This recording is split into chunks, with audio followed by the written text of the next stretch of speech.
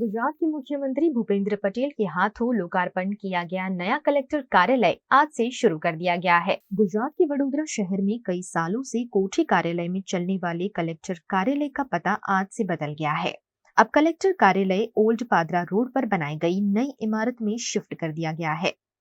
कल ही गुजरात राज्य के मुख्यमंत्री भूपेंद्र पटेल के हाथों कार्यालय का लोकार्पण किया गया, जिसके बाद कलेक्टर समेत के स्टाफ ने नए कार्यालय में अपना काम शुरू कर दिया है।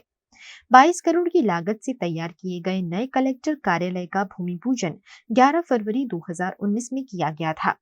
5 साल के लंबे अरसे के बाद तैयार किए गए नए कलेक्टर कार्यालय का लोकसभा चुनाव से पहले लोकार्पण कर दिया गया है।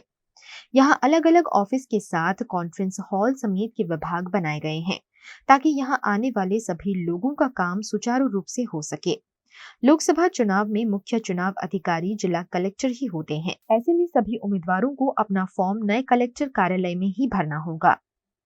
ગઈકાલ તારીખ 3 માર્ચ 2024ના રોજ ગુજરાત રાજ્યના માન્ય મુખ્યમંત્રી શ્રી માન્ય ભૂપેન્દ્રભાઈ પટેલ સાહેબના વરદ હસ્તે વડોદરા જિલ્લાની નવી કલેક્ટર કચેરીનું લોકાર્પણ સંપન્ન થઈ ચૂક્યું છે અને આજથી જ કલેક્ટર કચેરી જે અગાઉ જૂની કોઠી કેમ્પસમાં બેસતી હતી અને કાર્યરત હતી તે આજ રોજથી નવા કેમ્પસ ઓપી રોડ જે વેક્સિન ઇન્સ્ટિટ્યૂટની જે જગ્યા ફાળવેલી હતી ત્યાં કાર્યરત થઈ ગઈ છે।